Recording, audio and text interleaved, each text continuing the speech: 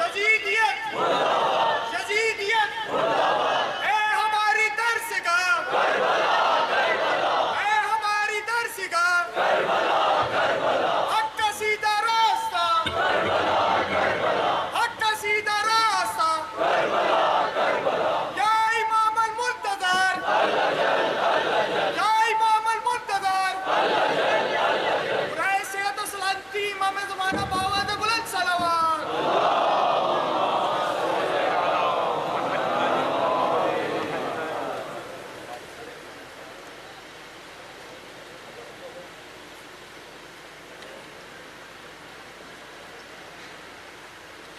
ایک سورہ فاتحہ تین دفعہ سورہ توحید پڑھ کر تمام مومنین مومنات محرومین تمام علماء تمام شہداء اپنے تمام محرومین کو میرے محرومین کو جو شہداء یہاں پر دفن ہیں ان کو استاد سید سبت جعفر شہید قاسم سلیمانی شہید عارف حسینی کی برسی گزری ہے ان کو سورہ فاتحہ بسم اللہ الرحمن الرحیم۔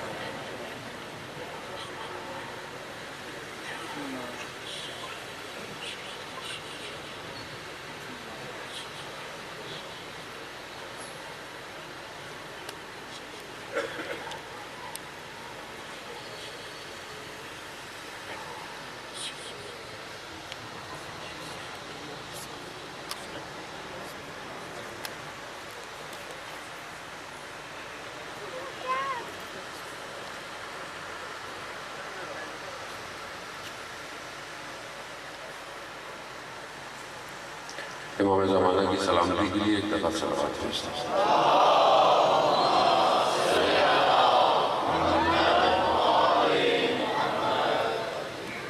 لا حول ولا قوة إلا بالله العلي العظيم حسبنا الله ونعم الوكيل نعم المولى ونعم النصير اعوذ باللہ من الشیطان الرجیم بسم اللہ الرحمن الرحیم الحمد للہ الذی یؤمن الخائفین وینجی الصالحین وجزاء المستغفرین ویہلق ملوقا ویستخلف آخرین والصلاة والسلام على رسول الثقلين محبوب رب المشرقين والمغربين جد الحسن والحسين نبينا سيدنا بالقاسم محمد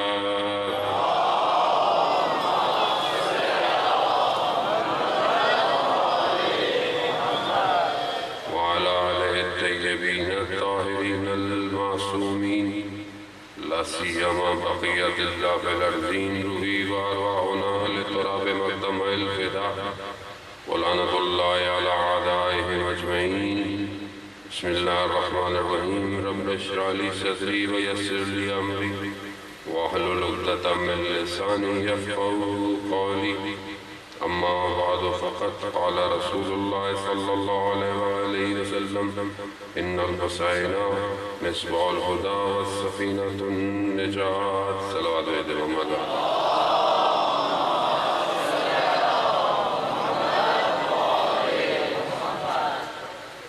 عزیزان محترم ماہ محرم ایک آدھ دن ہی کا جو ہے وہ چاند نکلنے میں رہ گیا ہے اور بہرحال ماہ محرم کی تیاری اور آمادگی جو ہے وہ ہر جگہ جاری اور ساری ہے۔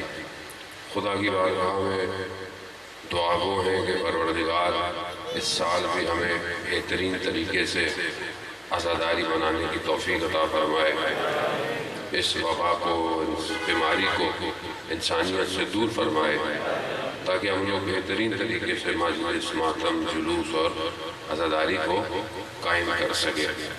اسی سلسلے میں بہرحال یہ مجلس جو ہے وہ آپ کے درمیان میں توفیق ہوئی آنے کی۔ ویسے تو خیر 5 دن انشاءاللہ ماہ محرم میں اسلام آباد اور بحریہ ٹاؤن میں مجلس ہوگی اگر خدا نے زندہ رکھا، اور ہمیں کچھ چیزوں کے لیے اپنے آپ کو تیار کرنے کی ضرورت ہے، خاص طور پہ ماہ محرم میں داخل ہونے سے پہلے، کہ یہ کہ ہم اور اس ہدف اور اس مقصد کو اپنے سامنے رکھیں گے جس کے لیے امام حسین کربلا پہنچے ہیں. کیونکہ اگر ہماری مجلس اور اگر ہماری عزاداری سے اور جو بھی کام کرتے ہیں ایام میں اگر اس سے مقصد امام حسین کو تقویت یا قوت نہیں مل رہی تو ہمیں خود سوچنے کی ضرورت ہے. کیونکہ بعض اوقات انسان مجلس بھی کرتا ہے سب کچھ کرتا ہے لیکن وہ ایسا نہیں ہے کہ اس کی نیت اچھی نہیں ہوتی. نیت اچھی ہوتی ہے لیکن وہ بعض اوقات ظاہر میں کھو جاتا ہے. مثال کے طور پر میری مجلس کرنی ہے, میں نے مجلس سالانہ مجلس کرنی ہے, خمسہ کرنا ہے, لیکن وہ میری پوری طاقت اس کی آرگنائزیشن میں لگ جاتی ہے. اس سے جو روح نکلنی تھی, اس سے جو قوت ملنی تھی, اس سے جو تبدیلی آنی تھی وہ کھو جاتی ہے. نیت نہیں ہوتی کہ کھو جاتی ہے. کیونکہ انسان بعض اوقات مادے میں اتنا پھنس چکا ہے کہ اسی کے اندر جو ہے نا گھومتا رہتا ہے. بعض اوقات انسان دسترخوان بچھاتا ہے, خود اس سے فائدہ نہیں اٹھا پاتا, لوگ اٹھا کے چلے جاتے ہیں. بہت ساری چیزیں زندگی میں ایسے ہی ہیں. ہمیں ان ساری چیزوں کو کلیکٹیولی ایک ہی جگہ جمع کرنا ہے کہ ہم ظاہر بھی اچھا رکھیں, عزاداری بہترین طریقے سے منائیں جو خدا نے توفیق دی ہے, اور اس کے ساتھ ساتھ وہ جو روح ہے عزاداری ہے اس کو منتقل کرے, ٹرانسفر کرے, نہ صرف آنے والی نسلوں کو بلکہ دوسری قوموں کو, فرقوں کو, اور مجلس ایسی قائم کرے تاکہ لوگوں کو یہ پتہ چلے کہ امام حسین کسی فرقے کے نہیں ہیں, امام حسین پوری بشریت کی بقا کے لیے ہے.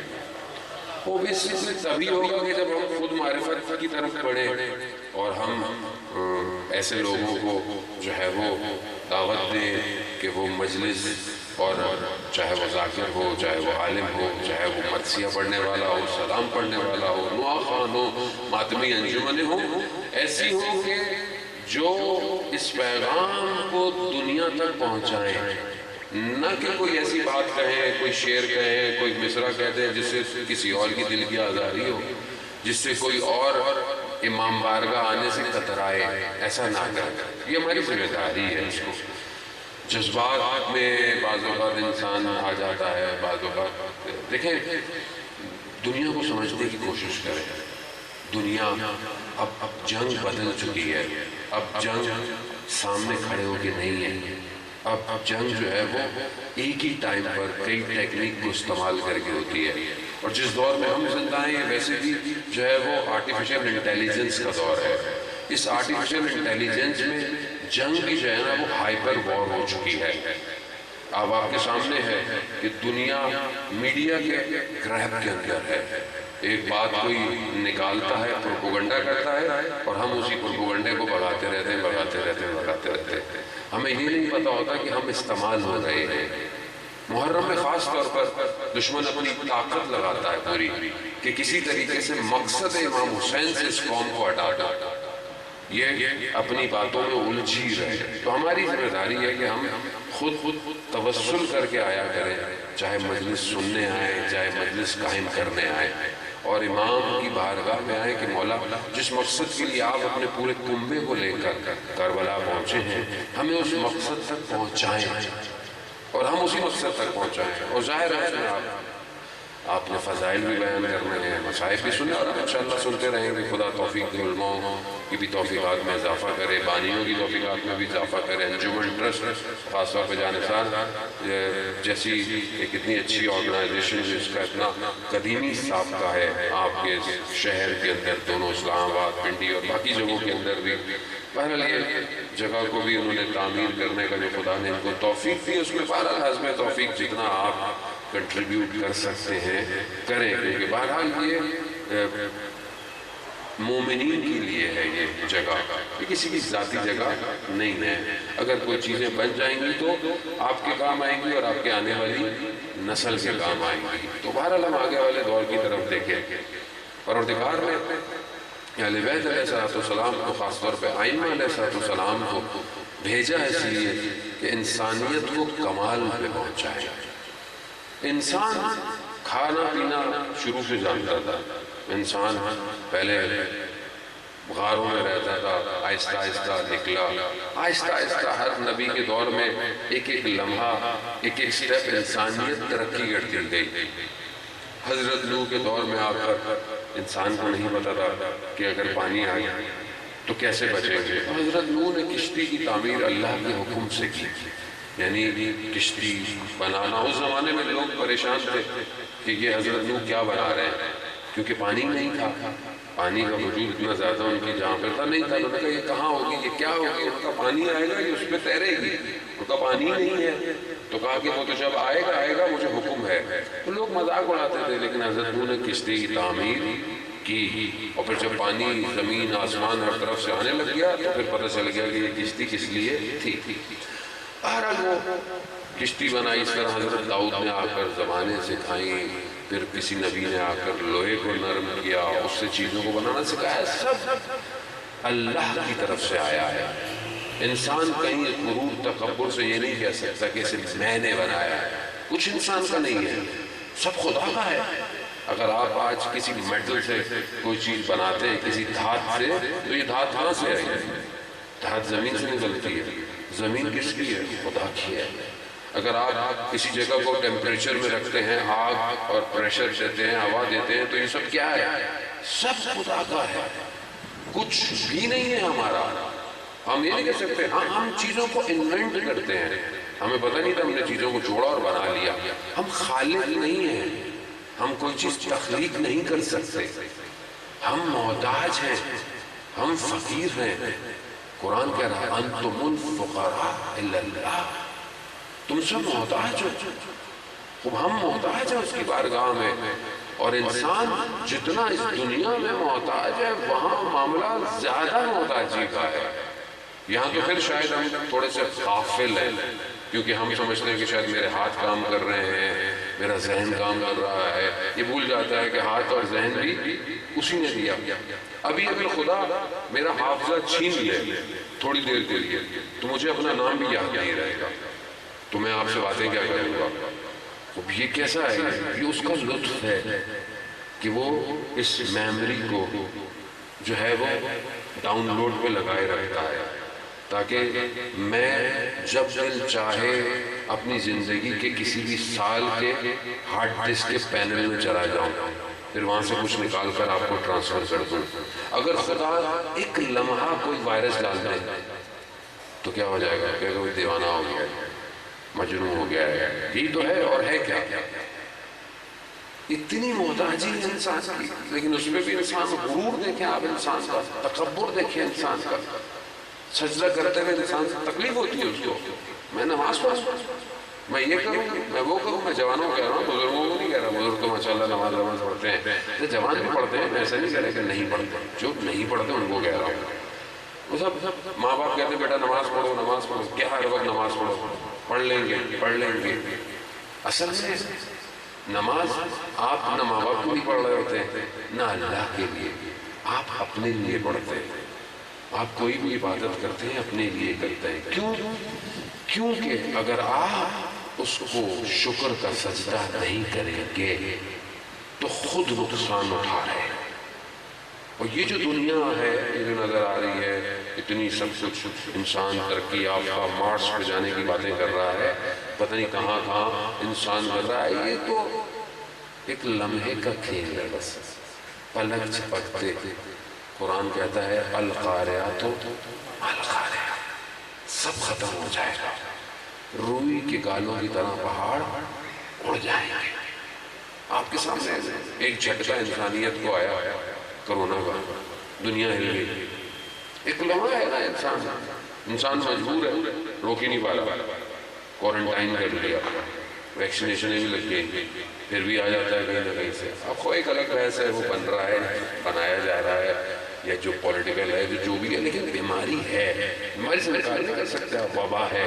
اس لیے ماہ محرم میں اس کا بھی خیال رکھیں. بہرحال گورنمنٹ نے جو SOPs دی ہیں، کیونکہ بہرحال مشکل گورنمنٹ کو ہوتی ہے، بیر اس کو کرنا پڑتا ہے، سوال کا جواب اسی کو دینا پڑتا ہے، لوگوں نے تھوڑی دینا ہوتا ہے. SOPs پہ بہرحال عمل کریں، ماسک پہنیں، سینیٹائزر یوز کریں. بہرحال اجتماعی فاصلہ جتنا رکھ سکتے ہیں رکھیں، کہ یہ خود ہمارے اپنے لیے. لیکن آپ دیکھیں نا، سب کچھ کرنے کے بعد بھی دنیا وہیں کھڑی ہوئی ہے. آسٹریلیا اتنا صاف ملک ہے، کسی کو کرنے نہیں دیتا، کوارنٹائن کرتا ہے، پھر لاک ڈاؤن لگا ہوا ہے سڈنی میں. کیوں؟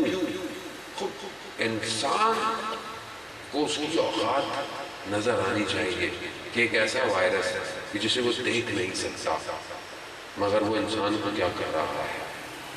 انسان دیکھنا اتنا محتاج ہے تو کون بچائے گا؟ کون بچا سکتا ہے؟ کوئی نہیں بچا سکتا سوائے پروردگار کے. اور یہ تو ویسے بھی ختم ہو جائے گا. ہم چاہے کرونا سے مرے یا ویسے ہی مر جائے، مرنا تو سب نہیں ہے ویسے بھی. انہوں کسی نے بولا ویکسین لگا لیں مولانا 2 سال بعد تو ویسے ہی مر جائیں گے. ابھی تو زندہ رہ کے ویسے بھی کریں گے کیا؟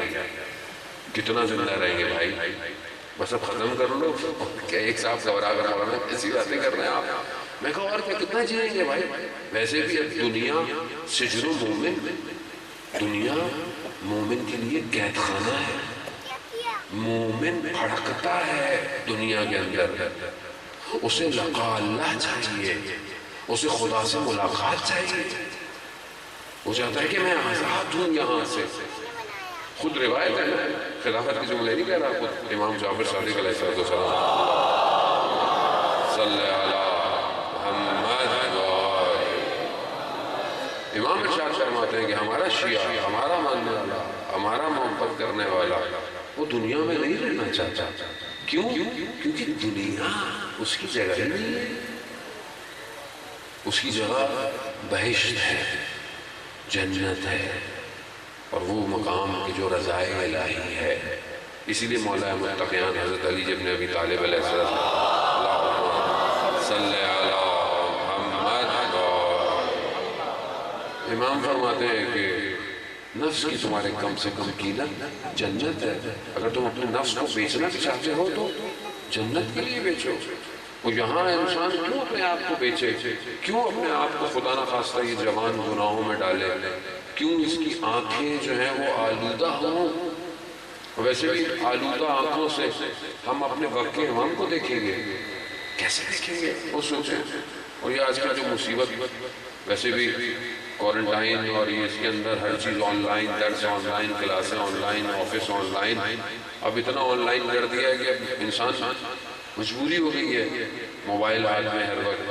اب اس کے اندر جو فساد ہے، برائیاں ہیں، گناہ ہے، کوئی دیکھ ہی نہیں رہا، کسی کو پتہ ہی نہیں ہے انسان تنہائی میں کیا کر رہا ہے. انسان کی نگاہیں کہاں اٹھ رہی ہیں؟ کچھ بھی نہیں ہے، صرف پچھتاوا ہے، صرف شرمندگی ہے، احساس ندامت ہے. اس کی بارگاہ سے دوری ہے. رات کو اگر انسان تنہائی میں بیٹھا اور موبائل میں گناہ کر بیٹھے نگاہوں سے، تو فجر کی نماز میں کیسے اٹھے تھے؟ کیسے کھڑا ہوگا وہ خدا کی بات؟ اسے لذت ہی محسوس نہیں ہوگی. اسے کہو قرآن پڑھو، اس کا دل ہی نہیں چاہے گا. اسے کہو دعائے عہد پڑھو، اس کا دل نہیں چاہے گا. وہ جوان نہیں بن سکتا کہ جو رسول کی خدمت میں مسجد میں آیا، رسول نے دیکھا اسے، اس کی کیفیت، اس کی حالت بالکل مختلف سی تھی. رسول پہچان گئے. رسول نے کہا کہ کیسا محسوس کرتے ہو؟ کہا یا رسول اللہ، میں جو ہو محسوس کر رہا ہوں، میں حتیٰ جنت میں جانے والوں کو، جہنم میں جانے والوں کو دیکھ رہا ہوں. اس مقام پہ جوان پہنچ گیا. کہہ رہا ہے پھر بھی اس مقام پہ پہنچ کے بھی رسول خدا سے کہتا ہے یا رسول اللہ میرے لیے دعا کیجئے، مجھے شہادت نصیب ہو. کیوں؟ کیونکہ خدا کو یہ قطرہ جو اللہ کی راہ میں خون کا گرتا ہے سب سے زیادہ پسند ہے. ہمیں لگتا ہے انسان ضائع ہو گیا، شہداء کا دفن ہے، خود یقیناً وہ زندہ ہے، مردہ نہیں ہے. شہداء، شہید ہمیشہ سے زندہ ہے. قرآن کی آیت ہے وَلَا تَحْسَبَنَّ الَّذِينَ قُتِلُوا فِي سَبِيلِ اللَّهِ. تم گمان نہ کرو کہ جو اللہ کی راہ میں مارا گیا وہ مردہ، وہ زندہ ہے. وہ انسان اس طرف پڑے خدا کی طرف ازدان موت. یہ سارا جو خدا نے اتنا سیٹ اپ ڈالا پورا کمپنی کا دنیا کی، یہ صرف کس لیے ہے؟ کنتو کنزن مخفیا، میں چھپا ہوا خزانہ تھا، میں نے چاہا پہچانا جاؤں. یہ خدا نے اپنی پہچان کے لیے کیا ہے. اور اگر انسان اپنی زندگی میں اسے ہی نہیں پہچانے تو پھر پنجابی میں کہتے ہیں وکی کیتا. کیا کیا آپ نے زندگی میں؟ ساری زندگی محنت کی، ماں باپ نے پلا بڑھایا، سب کچھ کیا، آپ نے اولاد کی تربیت کی، سب کچھ کیا، لیکن خدا کو نہیں پہچانا۔ مقصد امام حسین یہی تھا، لا الہ الا اللہ، خدا کو پہچانو۔ نمازیں تو وہ بھی پڑھتے تھے سامنے والے، مگر کیا خدا کو پہچانا تھا انہوں نے؟ نہیں پہچانا تھا۔ اللہ اکبر کہہ کے انہوں نے جو ہے وہ امام حسین کو شہید کر دیا، مگر کیا انہوں نے خدا کو پہچانا تھا؟ نہیں۔ ظاہر سے نہ دیکھیں، باطن سے دیکھیں۔ یہ تھا مقصد کہ امام حسین علیہ السلام پوری بشریت کو خدا کی طرف لے کے جانا چاہتے تھے۔ یہ آج اسی ایک سجدے کا کمال ہے کہ آج پوری دنیا بیٹھی بھی امام حسین کے نام پر جمع ہوتی ہے۔ میرا آپ کا کوئی کمال نہیں ہے، پوری دنیا میں عزاداری منائی جاتی ہے، پوری دنیا میں مجلس ہوتی ہے، پورا سال ہوتی رہتی ہے۔ آپ کا اپنا بھی کوئی مر جائے، آپ کہتے ہیں مجلس سید الشہداء ہے۔ کیوں؟ کام ایسا کیا ہے امام حسین نے۔ پوری دنیا کی نگاہیں امام حسین کی طرف اور امام حسین کی نگاہیں اپنے پروردگار کی طرف ہے۔ خوب اس کو سمجھیں، اصل مقصد یہی ہے کربلا کا۔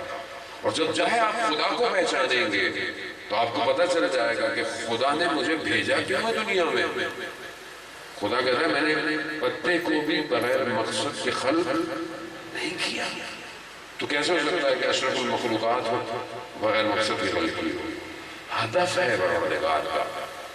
ہمیں اسی سفر کو ماہ محرم اور سفر میں طے کرنا ہے کہ ہم خدا تک پہنچے، اور خدا تک بغیر ان کے نہیں پہنچ سکتے۔ زیارت جامع کبیرہ میں ہم پڑھتے ہیں یہ باب اللہ ہے، اللہ کی طرف جانے کا دروازہ یہی ہے، نہیں پہنچ سکتے آپ۔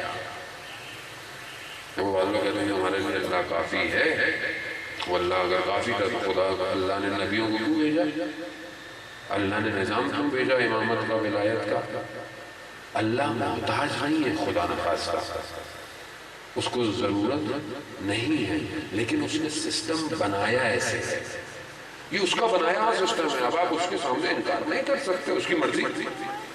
اب آپ بولیں کسی کمپنی کو فون کی کہ آپ بٹن سائڈ پہ کیوں لگائے بھائی، فرنٹ پہ لگا، بولا جاؤ دوسرا خرید لو، ہم تو سائڈ پہ لگائیں گے، تو آپ لے لیں گے۔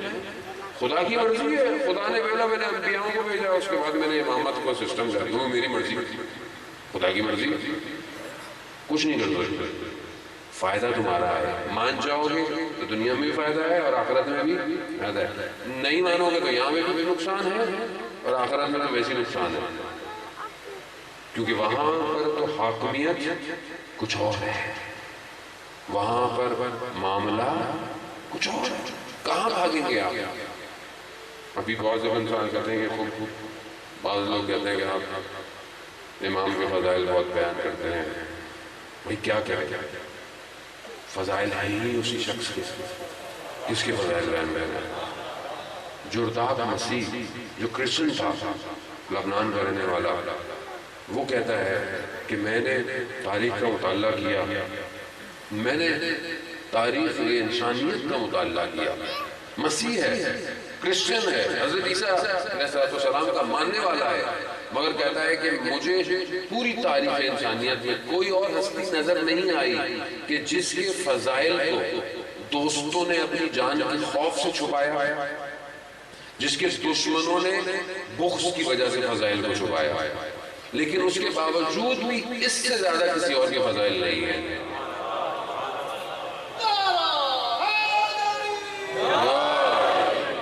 خود نہیں ہے، خود نہیں ہے تو نہیں ہے، اب زبردستی رہے گیا بھائی نہیں ہے، لیکن اس کا مطلب یہ نہیں ہے کہ دوسروں کا احترام نہیں کریں، وہ احترام کریں، سب احترام ضروری ہے۔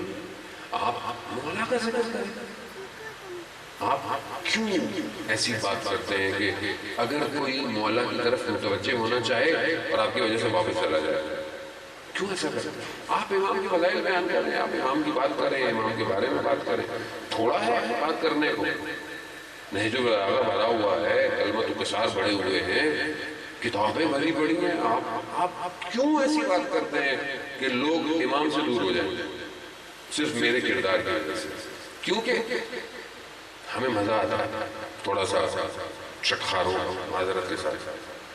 میں محرم سے پہلے اس لیے کر رہا ہوں تاکہ محرم میں آپ بھی ہیں اور جنہوں نے پڑھنا ہے وہ بھی تھوڑے صحیح رہے. اس کی وجہ کیا ہے کہ ہمیں عادت ہو گئی ہے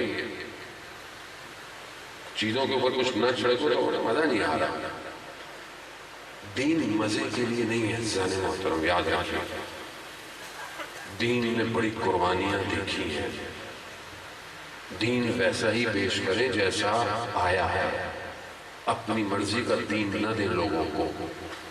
تشیع کہ بہرحال فرقہ ہے، سارے فرقے ہیں، ہر فرقے کا اپنا آئیڈیالوجی ہے، مکتب ہے، اور سب ایک دوسرے کو ایکسپٹ کرتے ہیں، سب کا احترام کریں، لیکن اپنی بات کو محبت کے ساتھ دلائل کے ساتھ پیش کریں. کسی کو نہ آپ موقع دیں کہ کوئی آپ کے اوپر انگلی اٹھائے. خوب آپ سب کا احترام کریں، ہر کسی کی مرضی ہے.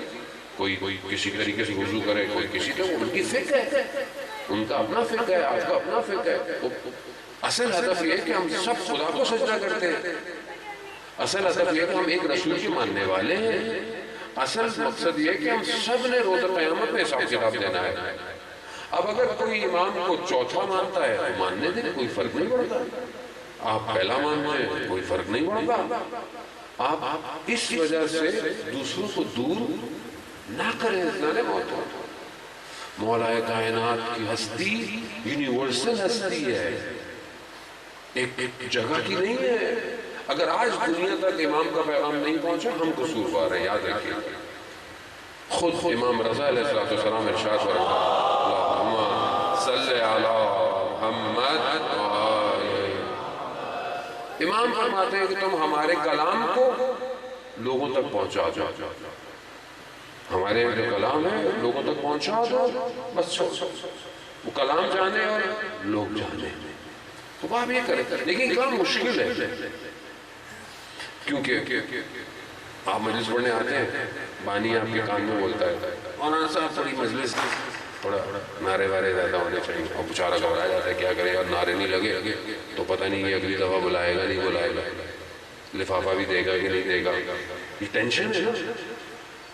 اب یہ تو ہم تو کہانی دوسری ہے، نہیں بلاؤ نہیں بلاؤ، ہر کوئی نہیں کر سکتا. ہم تو ریزگنیشن جیب میں رکھتے ہیں شروع سے آخری مجلس سے ہر کوئی نہیں کر پاتا. کیوں نہیں کر پاتا مجھے سمجھ میں نہیں آتی. کیوں؟ رازق وہ ہے، خالق وہ ہے، مالک وہ ہے، امام صاحب ہے. ٹینشن کیسی بھائی؟ جو حق ہے پڑھو، جو حق ہے پڑھو، چاہے کون دے گا بھائی. یہ تو سب یہاں جو بھی آپ کو اچھا لگتا ہے نا، بڑا آگے پیچھے لوگ چل رہے ہیں، ادھر بڑھنے جوتے اگر اچھے نہیں ہوئے تو ادھر کوئی نہیں بچائے گا، نہ پروٹوکول بچائیں گے نہ کوئی نہیں بچائے گا. ادھر وہی بچائیں گے جن کا یہاں کام کرو گے.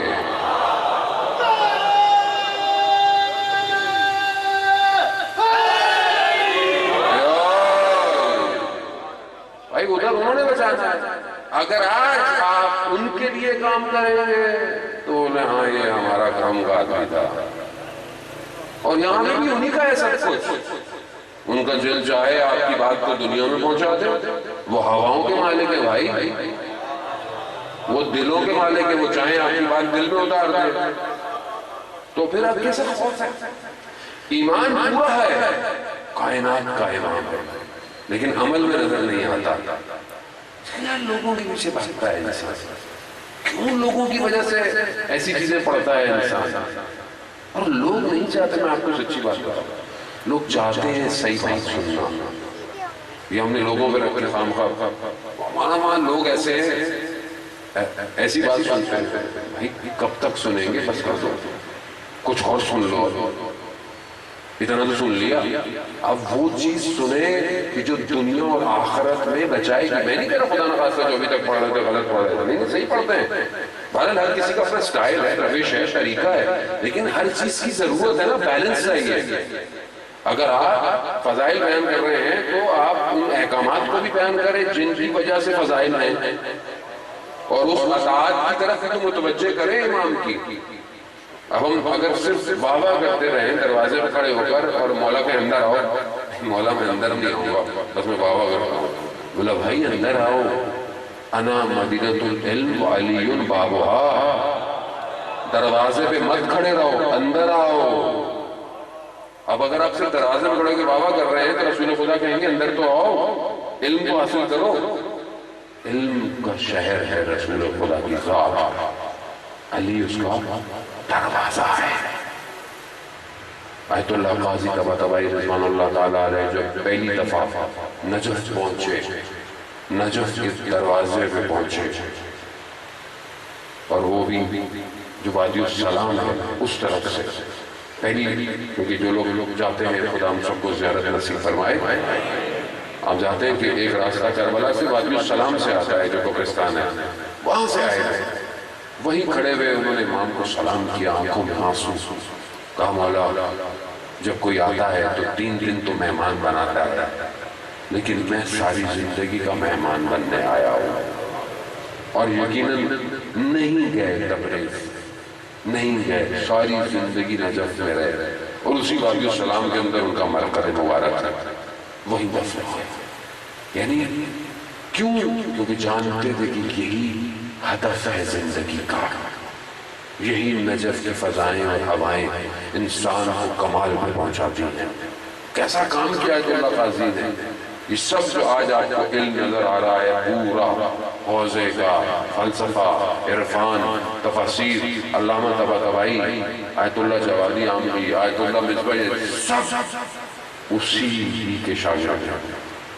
آیت اللہ بہجت، ایک شخص نے ایسا سجدہ کیا اس باب نجف پہ، علم بڑھتا رہا. سب وہی ہیں، سب یہ پر ہے. مشہور واقعہ ایک طالب علم کا مولا کی ذریعے کو پکڑ کے بہت پکڑ کے، مولا مجھے خود کچھ دے دے، مجھے کچھ دے دے. روتا رہا، آنکھ لگ گئی. مولا نے اسے بسم اللہ سکھا دی. اب جب وہ ہوش میں آیا تو دیکھا بڑا اندر علم پھٹ رہا، اتنا علم کہ جب درس پہ گیا دیکھا استاد نہیں آیا تھا، استاد کی کرسی بیٹھ گیا اور درس دینے لگا. اور واقعی درس دے رہا تھا تو استاد آیا. استاد نے دیکھا کہ بھئی آج شاگرد بڑا درس دے رہا ہے، تو اس کے کان میں جا کے کہا کہ جس نے تمہیں بسم اللہ سکھائی ہے انہوں ہی نے مجھے پوری الحمدللہ سکھائی ہے.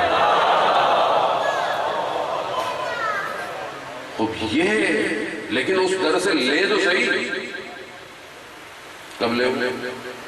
اب کون سا علم ہے؟ بات تو ہے کہ صرف مولوی بننا ہے، نہیں ہے. سارے علم مولا کے پاس ہے. خود رسول خدا سے جو ہے وہ قصد کیا. خود مولا فرماتے ہیں کہ میں نے جو ہے وہ 1000 باب لیے اور ہر باب کے اندر 1000 باب تھے. علم اسے کہتے ہیں. آپ کے سامنے میں وقت نہیں کہ وہ سارے موضوعات پڑھوں جو امام نے ایسے ایسے مسائل جو اپنی زندگی میں سولف کیے، فریکشن کے بغیر چیزوں کو سولف کیا، 17 اونٹوں کو ایکول تقسیم کیا. آپ سنتے رہتے ہیں ماشاءاللہ. بچوں کے لیے ہوتا ہے کہ ان کو بھی سناتے رہا کریں گھر میں. ضروری ہے کہ خیبر اور خندق بھی بتاتے رہا کریں، ورنہ خیبر بھی کوئی اور لے جائے گا. خندق بھی یہ نہ بھی تھوڑے دنوں میں ذوالفقار بھی کہیں اور چلی جائے. بھائی یہ تو مسائل ہوں گے جب آپ نہیں بیان کریں گے. بیان کریں، طریقے سے بیان کریں، یہ بہت ضروری ہے.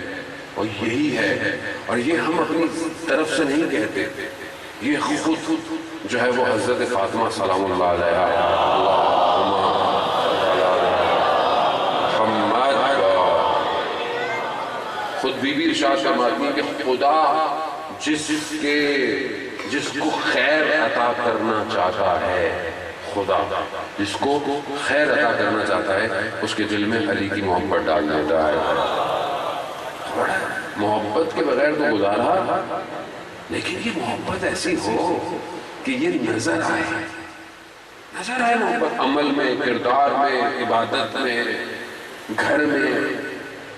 امام بارگاہ میں تو بہت اچھے ہیں، گھر میں کیسے ہیں، ماں باپ کے ساتھ کیسے ہیں، بچوں کے ساتھ کردار کیسا ہے. مولا کا کردار کیسا تھا بچوں کے ساتھ؟ یتیموں کے سروں پہ ہاتھ تھا. پورے کوفہ کے یتیم اپنا والد سمجھتے تھے مولا. اور آپ بتاؤ ویسے بھی مولا پوری امت کے والد ہیں رسول خدا, اور وہ حدیث ہے. ہمارا کردار ہے ایسا؟ ہم اپنے خاندان کے یتیموں پہ ہاتھ رکھا ہوا ہے؟ کیا ہم بھوکھوں کو کھانا کھلاتے ہیں؟ کیا ہم اپنے گھر میں اپنے گھر والوں کی مدد کرتے ہیں؟ سب مولا کائنات سیدھا ہے. خوب یہ ظاہر ہے آپ صرف ایک جگہ پہ تو نہیں ہو پائے گا. بولے ایک چیز پوچھو میری مرضی کی میں لے لوں باقی میں نہیں. اپنے پورے کردار. اور یہ قرآن کی آیت ہے جنان محترم. قرآن کہہ رہا ہے اطیعوا اللہ واطیعوا الرسول واولو الامر منکم, یعنی اطیعوا اللہ یعنی اطاعت کرو. کس کی؟ اللہ کی کرو, رسول کی کرو, اور اولو الامر کی کرو. اور ظاہر اولو الامر ان کے علاوہ کوئی ہو نہیں سکتا. ظاہر ہے دوسرے لوگ دوسروں کو بنا دیتے ہیں, لیکن عقلی دلیل یہی ہے کہ اللہ فاسق کی اطاعت نہیں کہتے. کیونکہ اگر کسی غلط آدمی کی اطاعت کریں گے اور آپ بھی غلط کریں گے تو قیامت والے دن آپ کیا بولیں گے؟ خدا بولے گا کیوں کیا؟ خدا تو نے کہا تھا ان کی اطاعت کرو, فلانے کی اطاعت کرو, فلانے کی اطاعت کرو, تو کیوں مجھے جہنم میں ڈال کر؟ تو آپ بول سکتے ہیں, تو ایسا ہو ہی نہیں سکتا. خدا غیر معصوم کی اطاعت کا حکم دے آپ کو. اولو الامر یہی ہے اور کوئی نہیں ہے. ہلکے ہلکے یہ سب دنیا کو سمجھ میں آ جائے گا. پریشان نہ ہو, آپ اپنا کام کریں, آپ ٹینشن نہ لیں کہ لوگ ابھی پوری دنیا امام علی کو مانتی ہے, ہر مانتا ہے, ہر شخص. ابھی جو مقصد ہے وہ پوری دنیا کو امام زمانہ پہ لانا ہے. بھائی پیچھے تو چلو ہو گیا وہ ہو گیا, یہاں کیا مسئلہ ہے؟ یہ تو ایک ہی ہے نا, اس میں تو کوئی اختلاف نہیں ہے. کسی مذہب جتنے زندہ دین ہے زندہ, ان سب ادیان کے اندر ایک شخص آنے والا ہے جو نجات دے گا.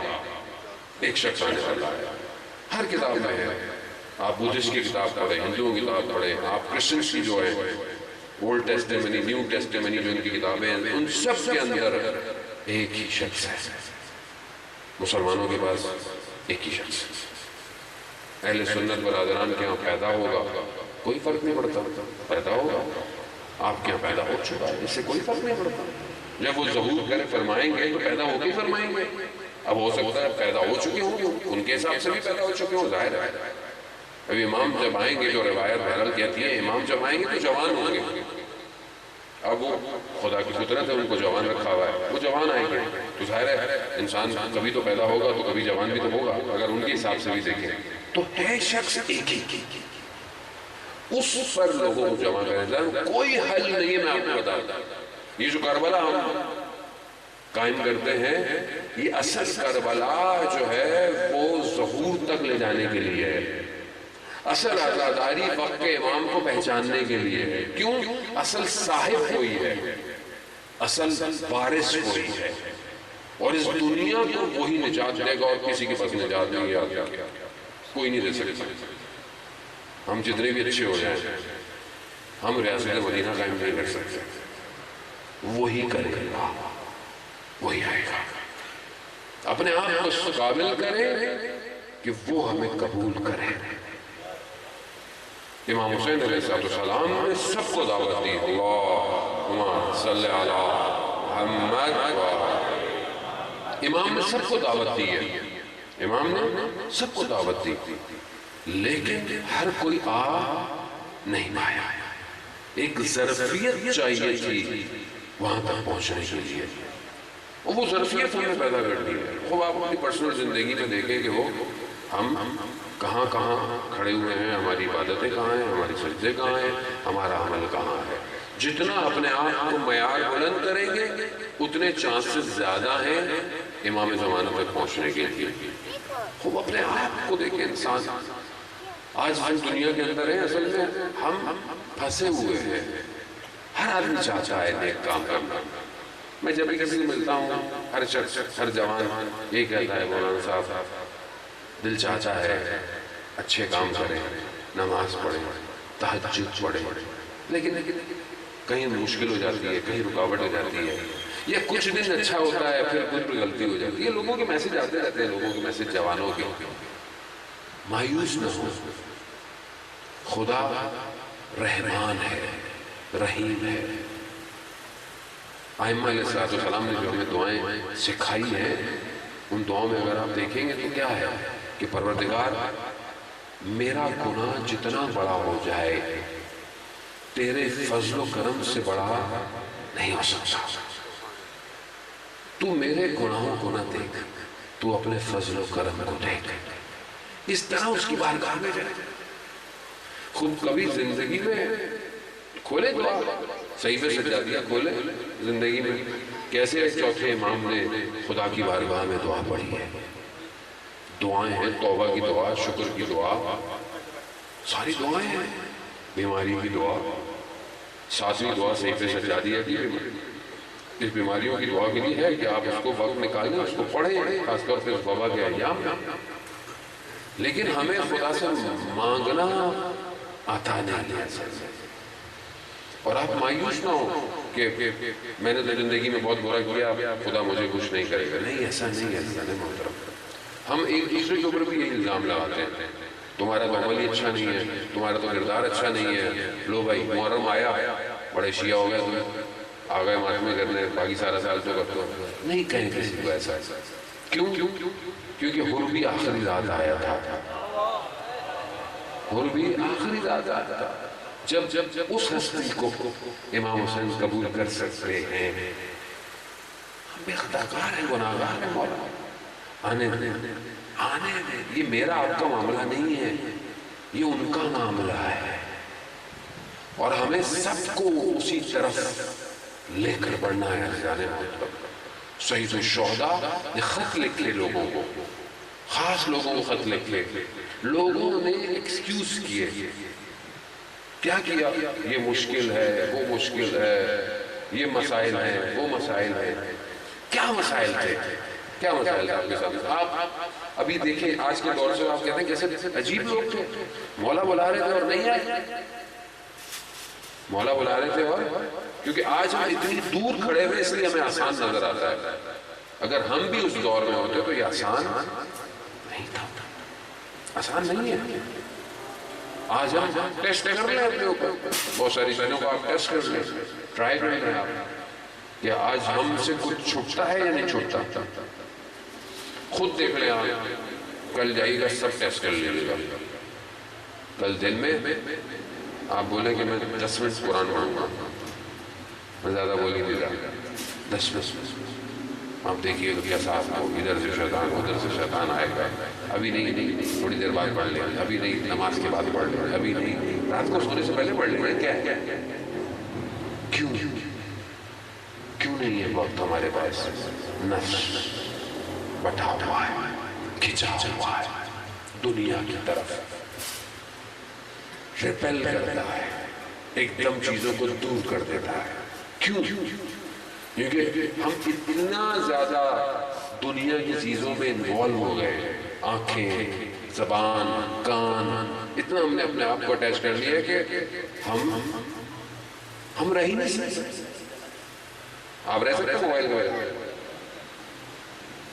سم بند ہونی تھی کراچی میں، ایکسپو سینٹر ویکسینیشن کی توڑ دیا لوگوں نے۔ بیماری صحت کے لیے نہیں، سم نہ بند ہو۔ کیوں نہیں رہ سکتے؟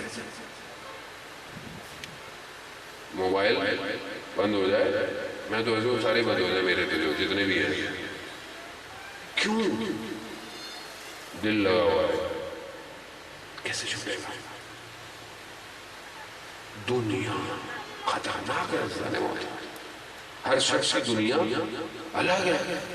ایک شخص دنیا کو یہ سمجھتا ہے، ایک شخص آپ سمجھتے ہیں کہ شاید عالم دین ہوگا، اس کو تو ان چیزوں سے نہیں ہے، اس کی دنیا کچھ اور ہے، اس کی دنیا اس کا ممبر ہوگا، اس کی دنیا اس کی کتابیں ہوں گی۔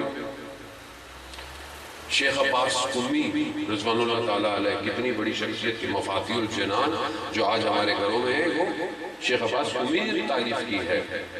بیٹھ گھر میں ان کے والد صاحب آئے، کہا کہ میں مسجد میں آ رہا ہوں، وہ شخص مجلس پڑھ رہا تھا اور وہ کتنی اچھی مجلس پڑھ رہا تھا، جبکہ جس کتاب کو کھول کر وہ مجلس پڑھ رہا تھا وہ شیخ عباس قمی کی تھی۔ کہا کہ بیٹا آپ بھی اتنی اچھی مجلس پڑھتے تو کیا بات تھی، ہم ہوتے تو کیا کہتے ہیں؟ یہ کہتے ہیں نا کہ بابا کیسی باتیں کرتے ہیں، میری تو مجلس پڑھا.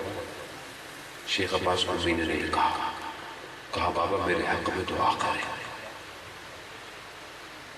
دنیا بہت بڑے آیت اللہ تھے، مشہد مقدس جب بھی جاتے تھے تو جماعت وہی کراتے تھے، بڑی جماعت ہوتی تھی.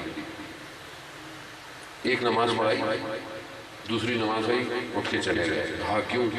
کہا میں جماعت نہیں پڑھاؤں گا. کہا کیوں؟ کہا کہ جب میں پہلی نماز پڑھ رہا تھا تو رکوع میں گیا تو آپ کو پتا ہے پیچھے جو رکوع میں آئے تو اللہ اکبر کہتا ہے تاکہ رک جائیں، تھوڑا ذکر لمبا کر دیں تاکہ جو شخص ہے وہ جماعت میں شامل ہو جائے. کہا کہ جب اللہ اکبر کی آواز آئی نا تو بہت دور سے آئی تو میرے دل میں یہ احساس ہوا کہ کتنے لوگ نماز پڑھ رہے ہیں میرے پیچھے. کہا میں نہیں چاہتا کہ یہ احساس میرے اندر رہے. نہیں پڑھائی نماز. بہت باریک ہے معاملہ، بہت باریک ہے. آیت اللہ قاضی طباطبائی 25 سال تک زبان کے اندر پتھر رکھا. جو ان کے آخر کی زندگی کے شاگرد تھے وہ ان کی زبان میں کبوت کو دیکھ لیتے تھے. کیوں؟ زیادہ بولنا نہ پڑے. ایسے نہیں لوگ مقام پہ پہنچے اجزان موت. خاموش چپ. ہم تو برابر سے کوئی ایسی گاڑی گزر جائے تو پھٹ جاتے. کسی کا ہمارا معاملہ نہ بھی ہو تو فضول ٹی وی میں کچھ ہو رہا ہے ہم بھی شروع میں سارے پولیٹیشن بن جاتے ہیں، ساری خبریں. زبان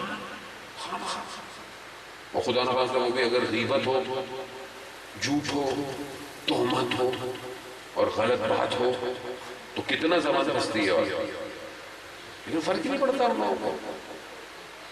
عزیزان محترم صرف زبان قبر میں اتنا پھنسائے گی آپ سوچ نہیں سکتے. صرف زبان. ہر شخص کی دنیا الگ ہے. اب جب یہ صاف ہوگا معاملہ تبھی تو ہم امام تک پہنچیں گے. امام تک پہنچنا آسان ہے. کسی کو جان کے خوف تھا، کسی کو مال کا خوف تھا، کسی کو ڈیزگنیشن کا، پوسٹ کا خوف تھا. لوگوں کو یہی خوف تھے نا کہ اگر ہم امام تک جائیں گے تو شاید یہ پوسٹ چھن جائے گی، یہ جاب چھن جائے گی، ہمارے گھر پہ قبضہ کر لیں گے. کوفہ والوں کو کیا خوف تھا؟ لوگوں نے اپنی تلواروں کو بیچ کر سونا خریدا ہے. سونا. ابن زیاد نے بولا تھا جو تلوار دے گا سونا لے جائے. لوگوں نے بیچا ہے. کیا ملا؟ امام تک کتنے لوگ پہنچے؟ تھوڑے سے لوگ پہنچے امام تک. آج بھی امام کو ایسے لوگ چاہیے کہ جنہیں کوئی چیز کھینچ نہ سکے. کوئی چیز جب امام آواز دیں گے انشاءاللہ بہت جلدی تو یہ سب سے پہلے پہنچیں گے امام کے پاس. اور یہ کیسے ہوگا؟ ایک رات میں تو نہیں ہوگا. یعنی آپ اپنی زندگی میں پریکٹس کریں گے تبھی تو ہوگا یہ سب کچھ. آج آپ جب پریکٹس کریں گے تبھی ہوگا کچھ. وہ جو پہنچیں گے امام تک پھر امام کچھ کہیں گے پھر یہ واپس دنیا میں پھیل جائے گی.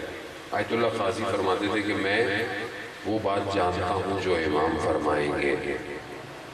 یعنی اس مقام تک شخص پہنچ جاتا ہے. ایک طالب علم تھا اس زمانے میں، کیونکہ آغا قاضی کا جو ٹائم ہے وہ تقریباً 100 سال سے زیادہ پرانی بات ہے.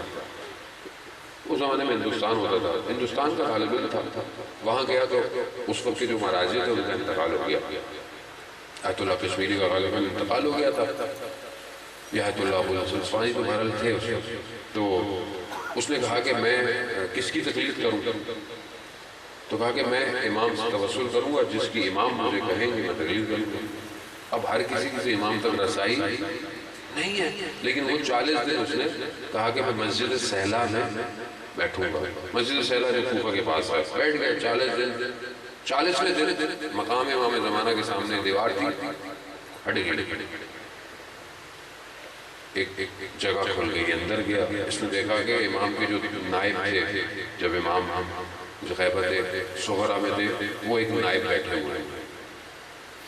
اس نے کہا، اس نے پوچھا کہ کیا کام ہے؟ کہا مجھے امام سے کام ہے۔ کہا تم کام بتاؤ، میں امام سے پوچھ کے بتا دوں گا؟ کہتے ہیں نہیں، مجھے خود امام سے ملنا ہے۔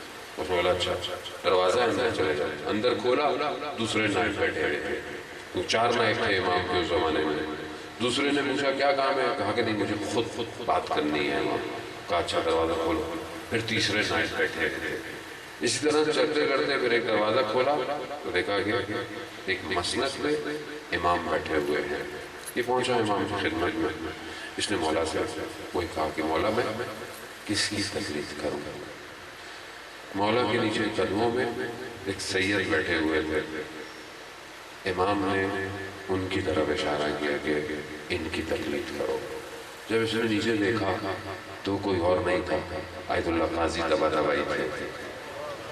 اب اس نے کہا شکریہ، یہ کہہ کے ایک قبلہ کر کے باہر آیا۔ ایک دم اس نے دیکھا کہ سب بند ہو گیا، وہی بیٹھا ہوا ہے۔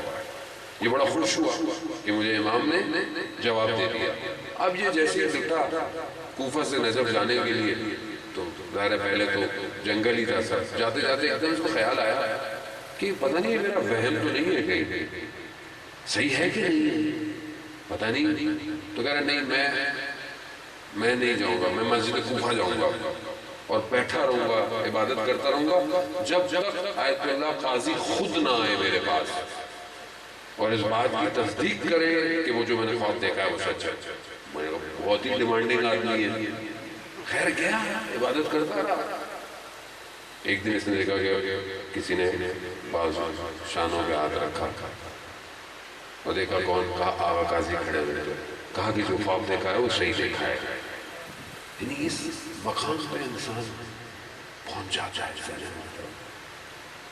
دروازہ کھلا ہوا، ابھی بھی دروازہ کھلا ہوا ہے۔ ہم اگر چاہیں تو اپنے وقت کے امام کے لیے کوئی بھی فیلڈ ہو، کوئی بھی چیز کو کام کر سکتے ہیں۔ بس اپنے آپ کو تیار کریں گے۔ جو 2 مہینے 8 دن خدا ہمیں دیتا ہے، یہ اصل میں ہمیں کربلا پہنچانے کے لیے ہے۔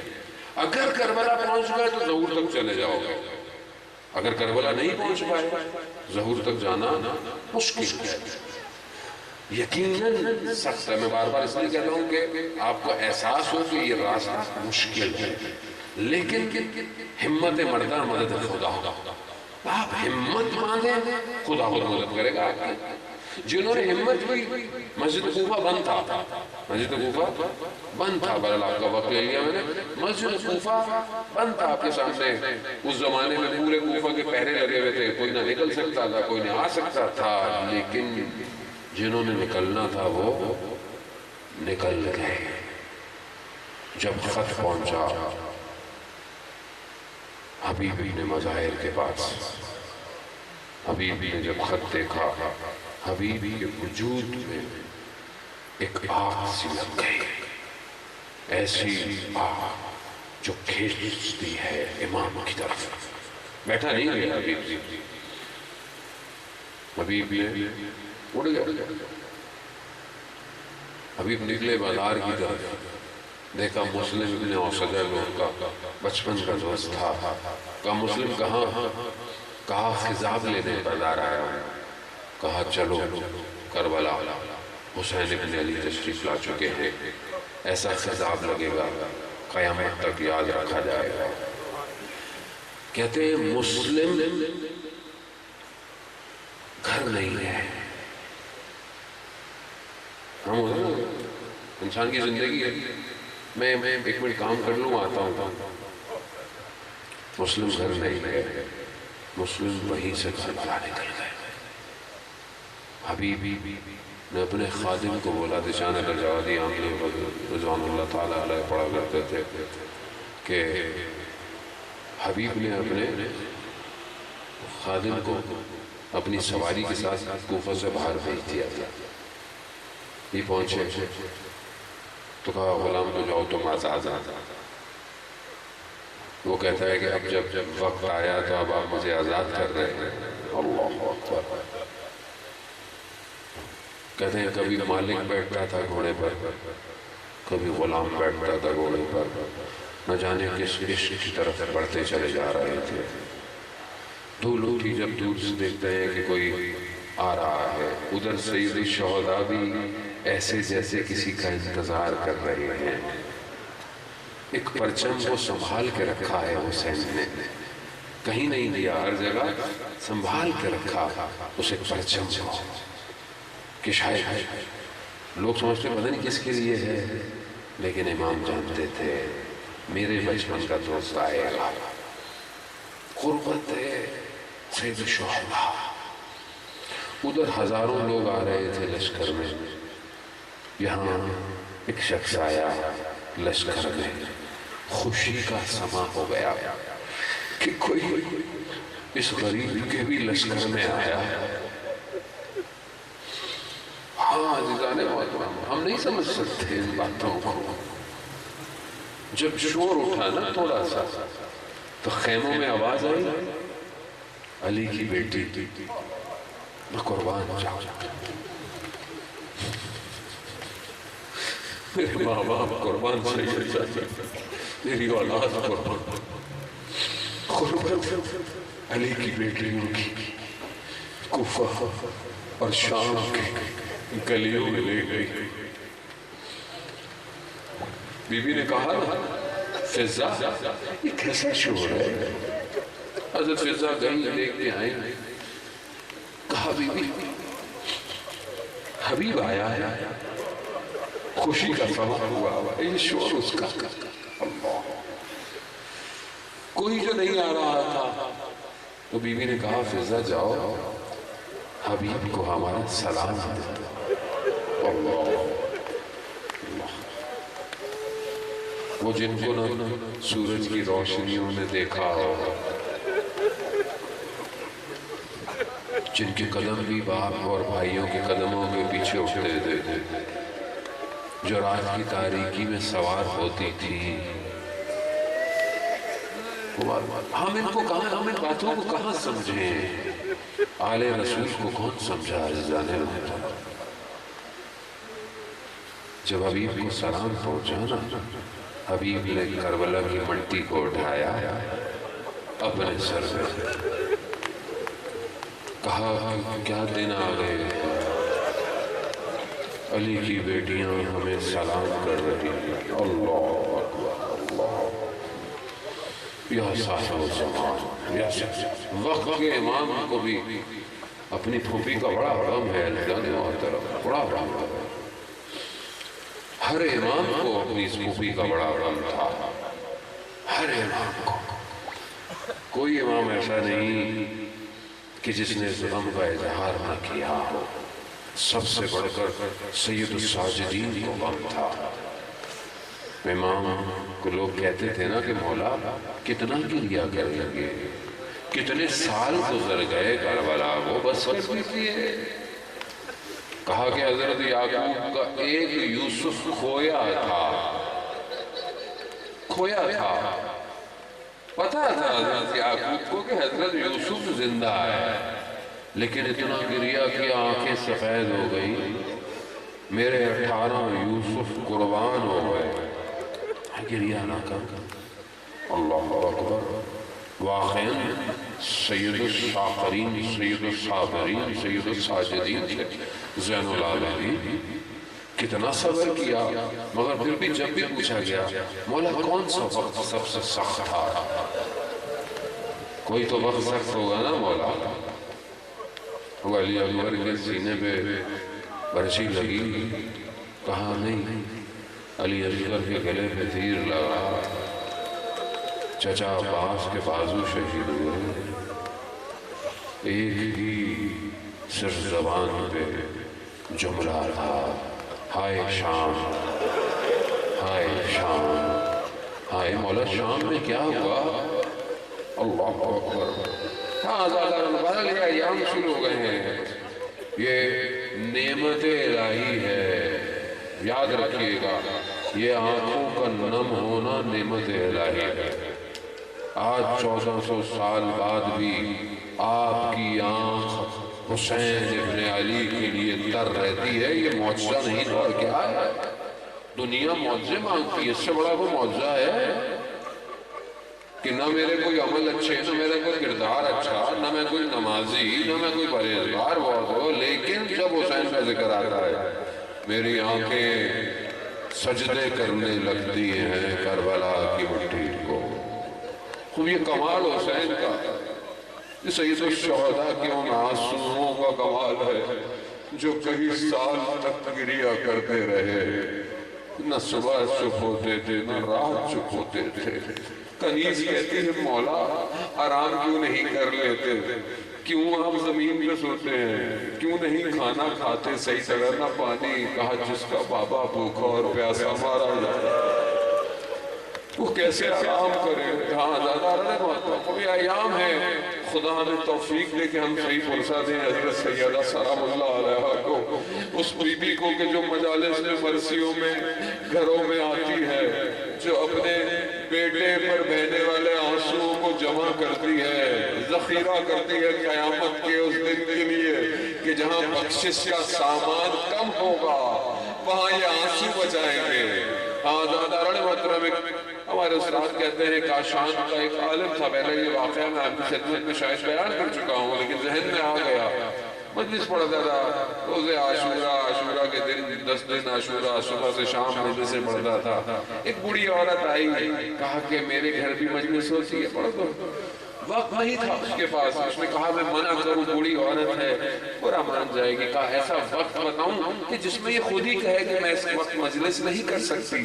تو کہا دوپہر کا وقت ہے، میں اس کے علاوہ وقت نہیں ہے میرے پاس۔ بوڑھی عورت نے کہا کہ ٹھیک ہے کوئی مسئلہ نہیں ہے، دوپہر کو بھی آ جانا۔ وہ کہتا ہے کہ میں جاتا تھا، چند بوڑھی عورتیں بیٹھی ہوتی تھی محلے کی، بس میں مسائل پڑھتا تھا اور آ جاتا تھا۔ روز عاشورہ ساری مجلس میں صبح پڑھتا تھا اور ظہر تک ختم کر دیتا تھا۔ میرے ذہن سے ہی نکل گیا کہ میں اس بوڑھی عورت کو بتا دیتا، بھول گیا۔ میں گھر آیا، میں تھوڑی دیر استراحت کے لیے بھی صرف سر رکھا تھا، میری آنکھ لگ گئی۔ میں نے خواب میں کیا دیکھا، بی بی تشریف لائی، کہا شیخ تم آرام کر رہے ہیں، بوڑھی عورت تمہارا انتظار کر رہی ہے۔ اللہ اکبر، اللہ، یہ ہے خلوص، سادگی۔ نیتوں کو دیکھتے ہیں، وہ آپ کے پیسوں کو نہیں دیکھتے، وہ آپ کی شان و شوکت کو نہیں، وہ آپ کی نیتوں کو دیکھتے ہیں کہ آپ کی نیت کیا ہے۔ شیخ کہتا ہے میں ہڑبڑا کے اٹھا، کپڑے پہنے، گرمیوں کے دن تھے، کاشان کے دوڑتا ہوا گیا، ایسے دیکھتے میں نے دور سے دیکھا گلی کے کونے پر بوڑھی عورت کھڑی انتظار کر رہی ہے۔ کہا میں جاتا رہا، مگر میں نے دیکھا وہ کبھی اندر جاتی ہے، کبھی باہر آتی ہے، کبھی اندر۔ میں سوچ رہا تھا جب اس نے مجھے دیکھ لیا ہے تو یہ اندر کیوں نہیں چلی جاتی؟ جیسے ہی میں اس کے گھر تک پہنچا، اس نے کہا شیخ تم کہاں رہ گئے تھے؟ سیدہ خود مجلس میں آئے ہوئے۔ خدا آپ کو اس کا اجر دے، خدا کیا استقبال کر رہے ہیں آپ محرم کا، یہی ہے استقبال محرم کا۔ ہاں زادارن محترم، بس ان آنسوؤں کو سنبھال کر رکھیں، آنکھوں کو پاک رکھیں تاکہ یہ وجود کو پاک کریں۔ بس آپ سے چند جملے اور آپ سے تمام سے دعا۔ حبیب کا ذکر ہے میں پورا کرتا چلوں، مسلم کا ذکر ہے میں پورا کرتا، توسل کروں ان ہستیوں سے کہ مجھے اجازت دے میں بھی اپنے مولا تک پہنچوں۔ روز عاشورہ ایک ایک کر کر یہ چراغ زمین پر گرتے گئے ہیں، گرتے گئے زمین پر۔ مسلم جب گرا ہے تو حبیب اس تک پہنچا۔ حبیب دوست تھا مسلم کا۔ حبیب نے کہا مسلم کوئی وصیت ہے؟ حبیب بھی جانتے تھے کہ میں نے بھی نہیں رہنا لیکن دوست ہے۔ کہا مسلم کوئی وصیت ہے؟ اللہ اکبر، کمال ہے اصحاب امام حسین کا، کوئی ان جیسا نہیں ہو سکتا۔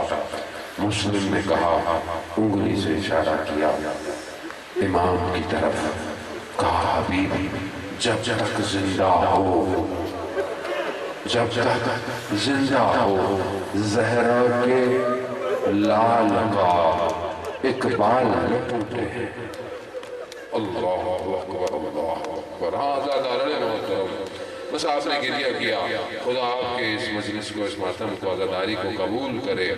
بس امام نے بھی کمال کیا، جب سب چلے گئے نا کربلا میں، سب سو رہے ہیں نا، بکھرے ہوئے پڑے ہیں، یہ وہ جو رات کو چراغ روشن تھے نا، یہ سب بکھرے ہوئے پڑے ہوئے ہیں، زہرا کا خاندان اجڑ چکا ہے۔ اس آخری لمحے میں نا، جب ذوالفقار کے سہارے پر یہ حسین ابن علی ٹیک لے کر اپنے آخری لمحوں پر بھی امام نے بھی کمال کیا، دائیں دیکھا بائیں دیکھا، ایک ایک کو یاد کیا، اینہ اینہ مسلم، اینہ اینہ ہانی ابن عروہ، اینہ اینہ حبیب، کہاں ہو تم؟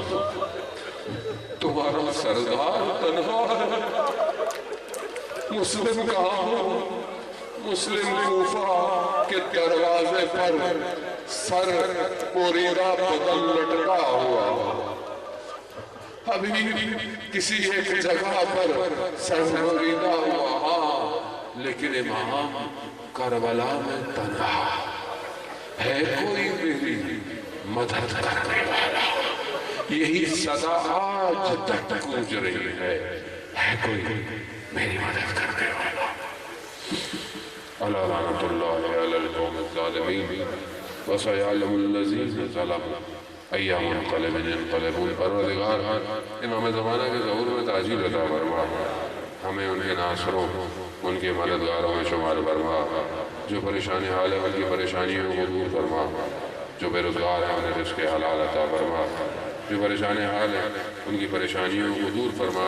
حاضرین مجلس جو بھی موجود ہیں، جو سن رہے ہیں، پروردگار ان سب کی جائز شرعی حاجات کو قبول فرما۔ پروردگار ہمیں مقصد امام حسین کو سمجھنے کی، اس پر چلنے کی توفیق عطا فرما۔ پروردگار میں خود خطاکار ہوں، گناہگار ہوں، مجھے توفیق دے کہ میں اس محرم میں امام کے مقصد کو لوگوں تک پہنچا سکوں۔ پروردگار ہمارا خاتمہ بالخیر عطا فرما، اس بیماری کو، اس وبا کو انسانیت سے دور فرما۔ جو لوگ بھی مریض ہیں اس وبا کی وجہ سے یا اس کے علاوہ بھی مریض ہیں، ایک بچہ بہت مریض ہے، ان کی والدہ نے ہمیں کہا ہے، میرے ایک دوست ہیں ان کی والدہ کووڈ کی وجہ سے بہرحال 2 دن دعاؤں کی بہتر ہو گئی ہیں، مزید دعاؤں کی ضرورت ہے۔ پروردگار انہیں بھی شفاء کاملہ اور عاجلہ عطا فرما۔ پروردگار ہماری روحیں بیمار ہیں، ہماری روحیں مشکل میں ہیں، پروردگار انہیں شفا عطا فرما۔ پروردگار ہمارے وطن عزیز پاکستان کو عزت اور استحکام عطا فرما، اس کے دشمنوں کو نیز کر نابود فرما۔ ماہ محرم میں جو بھی حکومت کی طرف سے اس عزاداری میں مدد کر رہے ہیں، چاہے وہ مینجمنٹ ہو، چاہے وہ ڈفرینٹ ادارے ہوں، پولیس ہو، سیکیورٹی ہو، انتظامیہ ہو، پروردگار بہرحال ان سب کی توفیقات میں اضافہ فرما۔ پروردگار انجمن جہان ساران کی توفیقات میں اضافہ فرما، ان کے ممبروں کو طول عمر سلامتی عطا فرما، انہیں مزید بہترین کام کرنے کی توفیق عطا فرما۔ پروردگار ہمیں حج عمرہ اور زیارات کی توفیق عطا فرما۔ پروردگار ہمارے گھروں کو قرآن کی تلاوت سے منور فرما، ہمارے ماؤں بہنوں کے پردوں کی حفاظت فرما۔ پروردگار ہمارے گھر میں خیر اور برکت عطا فرما، ان ایام اعظام میں ہمارے گھر کو عزا خانہ بنانے کی توفیق عطا فرما۔ پروردگار جو بے اولاد ہیں جنہوں نے خاص طور پہ دعا کے لیے کہا ہے، پروردگار انہیں نیک اور صالح اولاد عطا فرما۔ آخر میں ایک دفعہ سورہ فاتحہ، 3 دفعہ سورہ توحید کی درخواست ہے۔ سید منتظر عباس لکھوی، سید امیر حسن سرمل، سید جاوید رضا، سید ندیم حیدر نومی، مرزا ظہیر حیدر نومی، شہدائے شاہ نجف اور اراکین جانثار، اور آپ جتنے بھی بیٹھے ہوئے ہیں، آپ سب کی مرمین کے لیے سورہ فاتحہ۔ بسم اللہ الحمدللہ رب العالمین الرحمن الرحیم مالک یوم الدین ایاک نعبد و ایاک نستعین اهدنا الصراط المستقیم بسم اللہ الرحمن الرحیم بسم اللہ الرحمن الرحیم بسم اللہ الرحمن